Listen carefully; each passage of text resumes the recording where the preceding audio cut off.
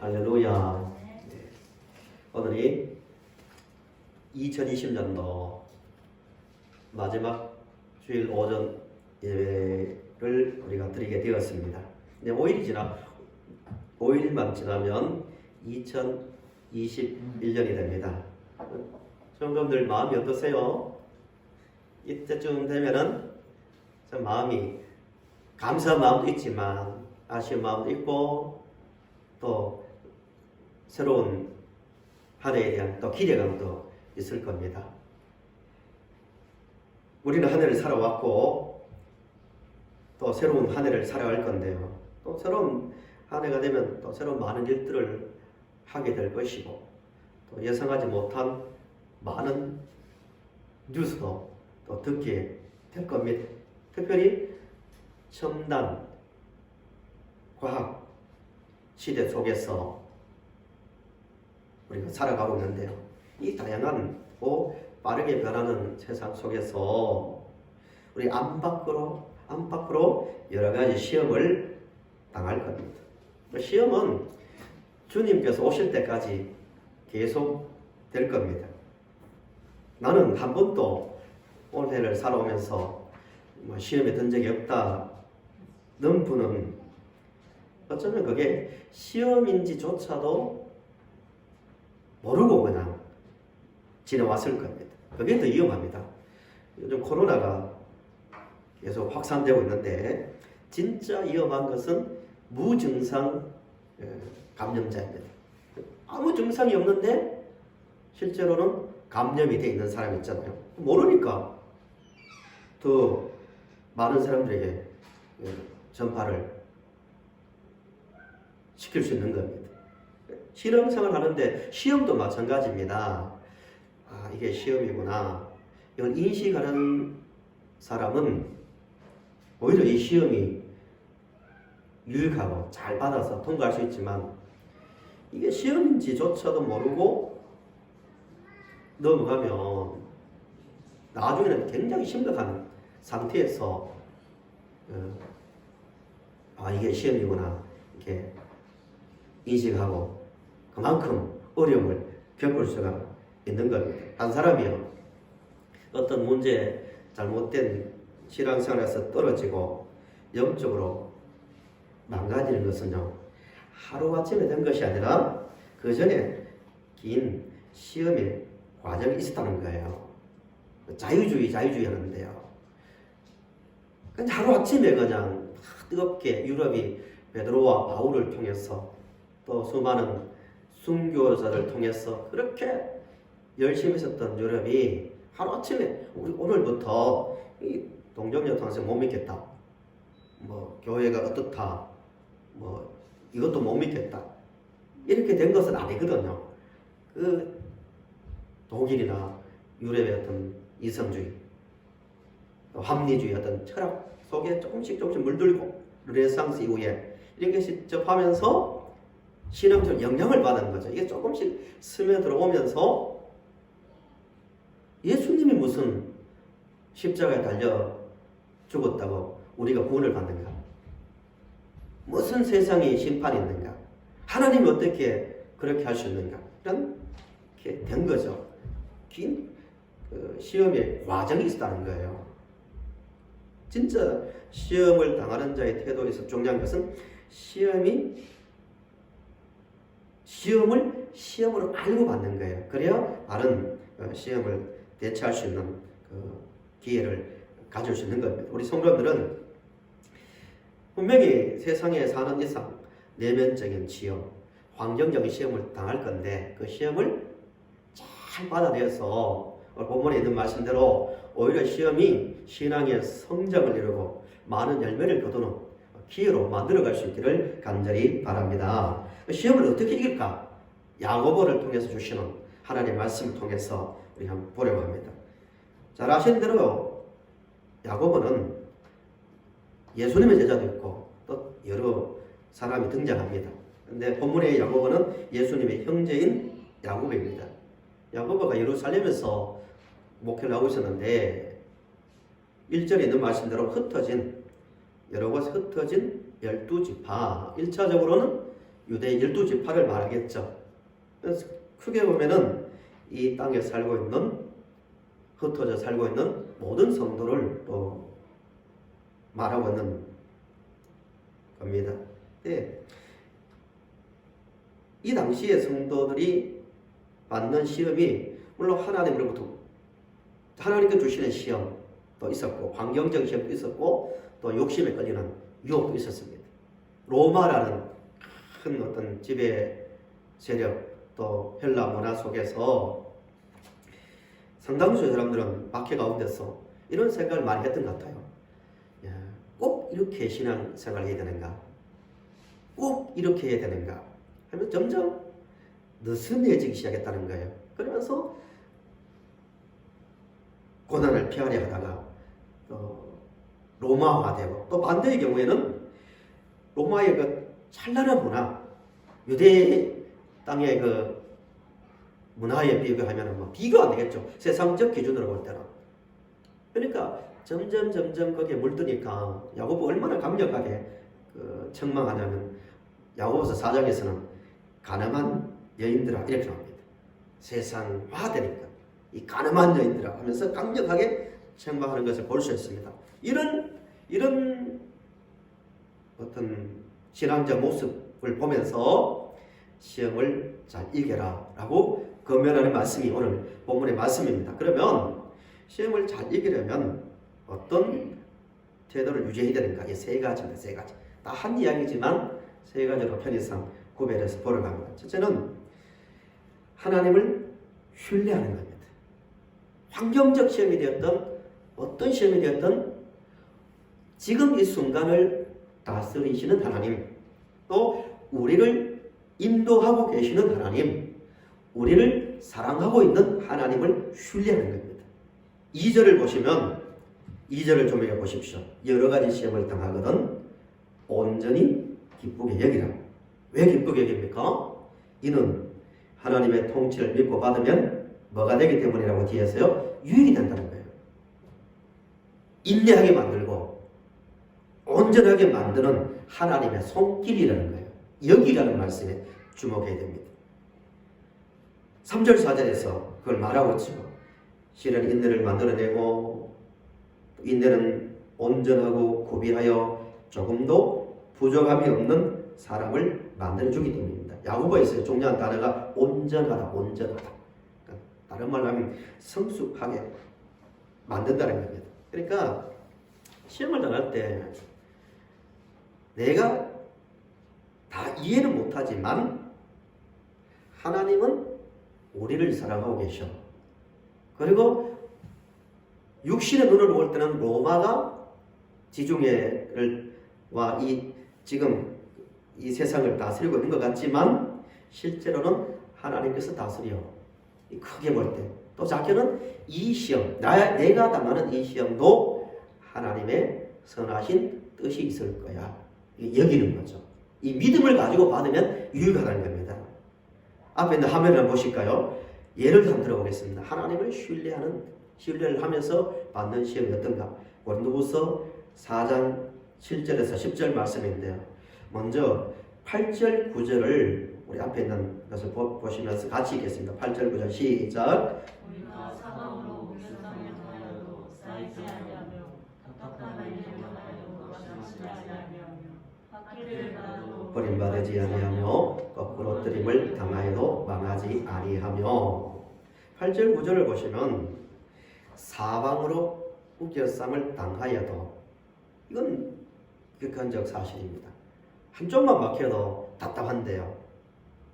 웬만한 사람들은 한 가지를 문제가 발생해도 스트레스 받아가지고 신앙에 영향을 받는데요. 사도 바울은 사방으로 모든 것이 막혔다는 거죠. 당하여도 쌓이지 않으며 답답한 믿음이 좋아도 답답한 감정을 느끼잖아요. 답답한 일을 당하여도 낙심치 않는다. 내면적인 어떤 것을 말하고요.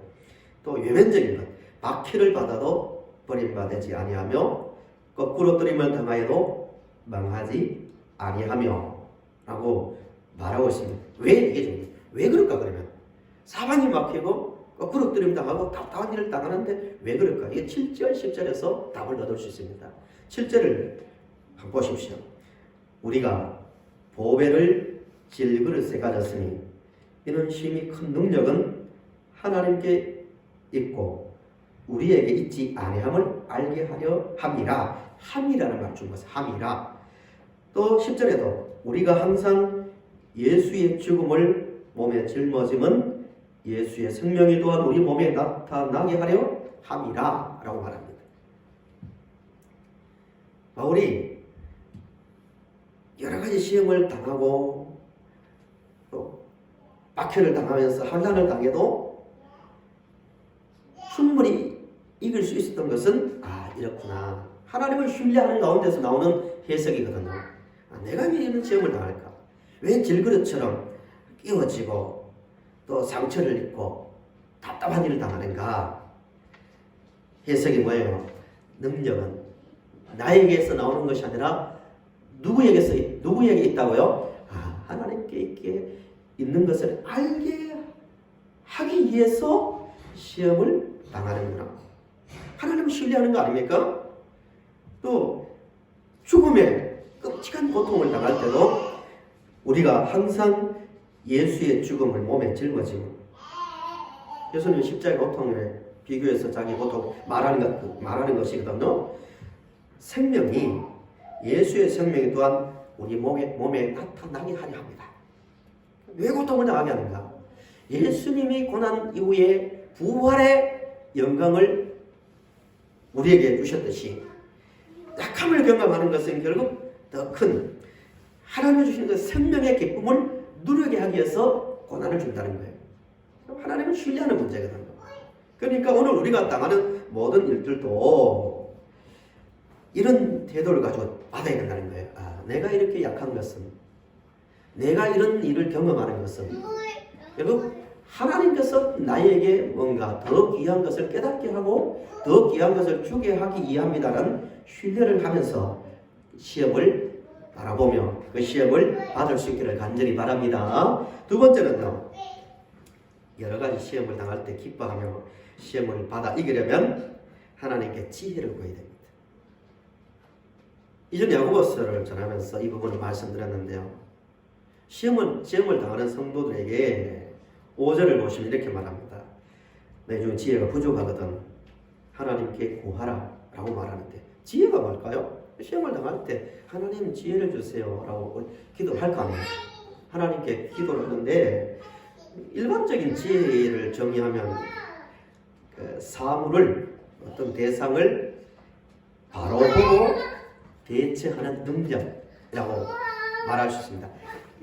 어떤 사물을 객관적으로 바르게 보는 거죠. 그럼 신앙적인 면에서 6절, 8절을 가지고 볼 때 저 사람은 지혜가 있다.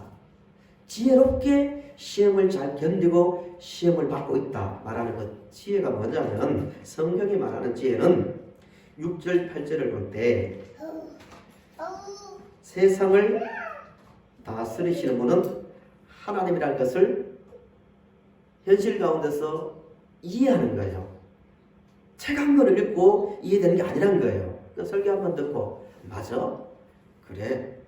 그러네? 이런 차원이 아니라, 기도하라는 것은 하나님과 깊은 교제 가운데서 오는 이성을 넘어서는 그렇구나, 이거구나, 이래서 이런 일이 일어났고 이래서 그렇구나, 이거를 전인격적으로 자기 입으로 고백할 수 있는 지식을 바랍니다.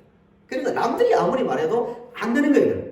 만약에 논리를 가지고 봐라, 몇 점 몇 절을 봐라, 그렇죠? 이것만 된다면 세상에서 시험 당해서 넘어질 사람은 한 사람도 없을 거예요. 들을 수 있으니까. 성도들 중에서는 다 웬만하면 이랬을 거예요. 야고보 사도가 말하는 것은 시험 당할 때 기도하십시오. 그러면 그 지혜를 구하십시오. 그 지혜는 그렇네. 지금 이 순간 또 하나님께서 주관하시네. 하나님 나를 사랑하고 있구나. 하나님 나를 이렇게 사랑하고 있는데 내가 왜 몰랐을까 하는 인식. 이게 그 지혜인 거예요. 빌립보서 4장 6절 7절은 너무너무 잘 아시는 말씀이죠. 같이 한번 읽어보십시다. 같이요. 아무것도 염려하지 말고 다만 모든 일에 기도와 간구로 너희 구할 것을 감사함으로 하나님께 아뢰라. 그리하면 모든 지각에 뛰어난 하나님의 평강이 그리스도 예수 안에서 너희 마음과 생각을 지키시리라. 예, 기도하라. 이런 기도하라. 그럼 지각 상식 아닙니까? 우리의 보편적 어떤 판단력, 그러니까 지각을 넘어선 하나님의 평강이 그리스도 예수 안에서 너희 무엇과 무엇을 지켜준다고요? 마음과 생각이에요. 마음은 감정적인 거 아니에요? 내가 기도했더니 시험 당했는데 기도했더니 마음이 이렇게 편하다고. 당연히 있어야 됩니다. 감정적인 거예요. 현재 성도님들의 삶이 마음의 평안이 넘치기를 바랍니다. 마음의 문제고, 그 다음에 생각은 이성적인 거 아니에요. 이성적인 거. 기도 많이 해서 마음적으로 편해지는 것은 우리가 그럴 수 있다 하지만 지성적인 면, 이 생각을 지킨다는 면, 참 중요한 거예요. 똑같이 아침에 일어났고 똑같은 환경 속에서 지금 살아가고 있지만 기도 생활 가운데서 쭉 하나님을 대면하고 하나님의 그 기도 가운데서 영적인 교통을 하고 난 다음에 현실을 바라보는 것은 전혀 이성적으로도 지성적으로 다르게 보인다는 거예요. 이게 그 지혜라는 거예요.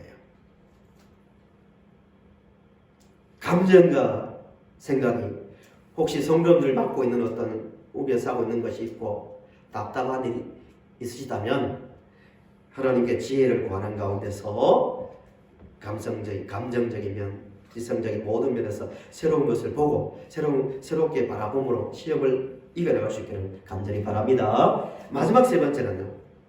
시험을 잘 이기시려면 철저하게 현실을 성경을 가지고 보는 훈련이 되야 됩니다. 세 가지 비슷한 거죠. 비슷하다고 말씀드렸죠. 시험을 당할 때 공통점이 다 하나님이 들어갑니다. 하나님을 신뢰하고 하나님께 지혜를 구하고 세 번째는 하나님의 말씀인 성경을 가지고 현실을 보는 것 같은 말이죠. 표현이 좀 달라서 그렇죠. 예를 이제 9절 10절에서 이제 들려주는 거죠. 9절 보시면 교회 안에 이 당시에 교회 안에 두 부류가 딱 있었겠죠. 부유한 자도 있었고 가난한 자도 있었고 강한 자도 있고 약한 자도 있었을 거예요. 약한 자에게 하는 건면입니다. 9절 보시면 우리 9절을 같이 또 읽어보실까요? 낮은 형제는 자기의 높음을 자랑하고 이 첫 번째 건면입니다. 낮은 형제는 어떻게 자기의 뭐가 높다는 거예요. 세상적 기준을 볼 때는 욕심이 약할 수 있고 경제적으로 또 가난할 수도 있고 여러 면에서 어떤 힘도 없는 약한 성도들이 있을 거예요. 이들에게 여러분 성도님들 당신의 높음을 자랑하십시오. 말은 예수를 믿고 난 다음에 주어진 하나님의 자녀된 권세, 하나님께서 주신 그 놀라운 은혜를 바라보면 당신들은 세상에서 가장 높은 자리에 있는 자들입니다. 그 눈으로 세상을 바라보라는 겁니다. 그러면 시험은 시험이 아니라 오히려 영적으로 더 순수해지고 성숙하게 만드는 기회가 될 수 있다는 겁니다. 성도님들 철저하게 나 자신을 바라볼 때 또 타인을 바라볼 때도 혹시 내 자신이 낮은 자리에 있다고 생각하시는 분들은 하나님 말씀인 성경의 기준을 가지고 자신을 바라보면서 내가 이렇게 복을 받은 사람이구나, 내가 이렇게 놀라운 은혜 가운데 살고 있구나를 볼 수 있는 은혜가 있기를 간절히 바랍니다. 반대의 경우도 있죠. 10절 보시면 부한 자는 자기의 낮아짐을 자랑할지니 이는 그가 풀의 꽃과 같이 지나갑니다 하고 11절까지 말씀을 이어가고 있습니다. 부한 자, 분명히 그 당시에 로마의 귀족들도 있었을 것이고 또 경제적으로 어느 정도 또 경제활동을 했으니까 또 상대적으로 또 부유한 자가 있었을 겁니다. 이들에게 하는 말이 시험에 빠지지 않고 벗어나려면 하나님의 말씀을 기준으로 가지고 볼 때 세상의 것이 얼마나 영적인 것에 비해서 보잘것없는 건지 알라는 겁니다. 이게 분명해요. 이 세상을 살아가는 우리도요. 세상 구별된 삶을 살 수가 있습니다. 물론 당연히 시험을 이길 수 있고요. 교회가 세상화되지 않고 세상이 교회화되려면 그들과 다른 분명한 기준이 있어야 됩니다. 그거 별것 아니라고. 세상 사람들은 그걸 굉장히 귀하게 여기고 그걸 자랑하고 힘으로 알고 성공으로 알지만 은혜 받은 우리의 기준을 가지고 볼 때는 그건 대단한 게 아니라는 것을 우리 자신도 확실히 해야 되지만 세상 사람들에게도 그것이 보여져야 됩니다. 그리스도인들은 교회 다니는 사람들은 정말 우리가 중요하게 여긴 것 별로 중요하게 여기지 않네. 정말 우리하고 다른 기준이 있구나. 이렇게 돼야 되는 거예요. 그래야 구별된 삶이 나오고 그런 것 때문에 시험에 들지 않는다는 것입니다. 당연하지 우리 생각해 봅시다. 로마 황제가 높은 사람이고 복받은 사람입니까? 로마의 뒷골목에서 하루하루 살아가는 그리스도인이 복받은 사람입니까? 이게 자연스럽게 교회 안에서도 저 사람 복받았네 이렇게 되어야 됩니다. 성도가 복받은 사람입니다. 구약으로 가서 이집트의 왕이 복을 받은 사람입니까? 하나님의 백성과 함께 광야에서 고난받는 모세가 복을 받은 사람입니까? 당연히 하나님의 백성과 함께 고난받는 모세가 복받은 사람이에요. 그 고생을 했기 때문에 나중에 복받을 사람이 아니라 그 삶 자체가 복이라는 거예요. 이런 자신감과 이런 확신이 있을 때만 시험이 아니라 오히려 시험이 더 세상적인 것을 걸러내주고 더 영적으로 더 높게 하고 깊이 하는 통로가 되는 것입니다. 히브리서 11장이 신구약에 시험을 사람들 중에서 시험을 잘 거친 사람들을 나열하고 있는 게 11장 아닙니까? 그래 특징이 간단합니다. 누가 되었든지 쭉 특징을 말하는데 요약하면 이런 겁니다. 그들은 하늘 위에 이 땅의 것보다 하늘의 땅을 더 귀하게 여기고 살았고 실제로 바로의 공주의 아들이라 칭함보다 하나님의 백성과 함께 고난받는 것을 더 좋아했고 그리스도를 위하여 받는 수모를 애굽의 모든 모아보다 더 큰 재물로 여겼다고 말합니다. 이게 있어야만 나오는 게 이게 있어야만 믿음의 삶을 살 수 있는 것이고 시험을 통과할 수 있는 절대 조건입니다. 우리 자신을 한번 돌아보십시오.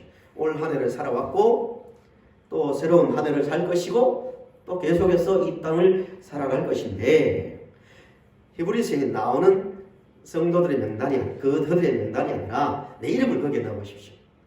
내 이름을 넣어가지고 그는 일산 농산교회 다니는 누구는 이 땅의 것보다 하늘의 땅을 더 귀하게 여기며 매일같이 그 위를 바라보며 살았고 이 땅에서 주는 바로의 공주의 아들이라 칭함보다 하나님의 백성과 고난받는 것을 더 좋아하며 살았고 그리스도를 위하여 받는 수모를 애굽의 이 땅의 모든 보화보다 더 큰 재물로 여기며 살았다라고 과연 내 이름 뒤에 그 특징을 얼마나 붙일 수 있는지를 생각해 보라는 겁니다. 제가 아직도 기억나는 요즘도 한 번씩 이 노래가 불려지더라고요. 믿음의 선배들이 많이 불렀던 복음성가 중에서 세상 사람 날 부러워 아니하여도 이게 한국 교회를 지탱해온 힘이었습니다. 아시는 분은 아실 거예요. 세상 사람 날 부러워 아니하여도 나도 역시 세상 사람 부럽지 않네. 하나님의 크신 은혜 생각할 때에 할렐루야 찬송이 저절로 나네. 4절까지 있는데요. 그 다음에 세상 사람 날 부러워 아니하여도 이 세상의 권세자들 날 부러워해 성령 충만 받은 것을 생각할 때 할렐루야 찬송이 저절로 나네. 세상 사람 날 부러워 아니하여도 나도 역시 부귀영화 부럽지 않네.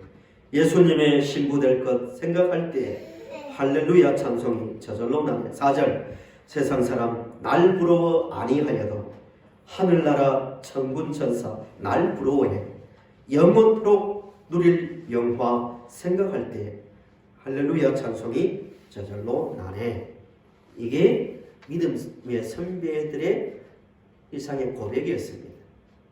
우리의 일상의 고백이 될 수 있기를 바랍니다. 저절로 나네. 저절로. 이게 고리타분한 어떤 교리적 고백이 아니라 일상의 우리의 고백이 되어야만 이게 필연적 고백이 되어야만 세상에서 오는 시험을 이길 수 있는 겁니다. 이제 말씀을 정리합니다. 성도 여러분, 우리는 하나님의 자녀된 은혜를 받은 자들입니다. 이 땅에서도 충실하게 살아야 되지만 하나님의 자녀된 그 의식을 가지고 우리 하나님을, 오늘도 함께 하시는 하나님을 신뢰하고요. 또 기도 생활 가운데서 하나님께서 주시는 그 지혜를 가지고요.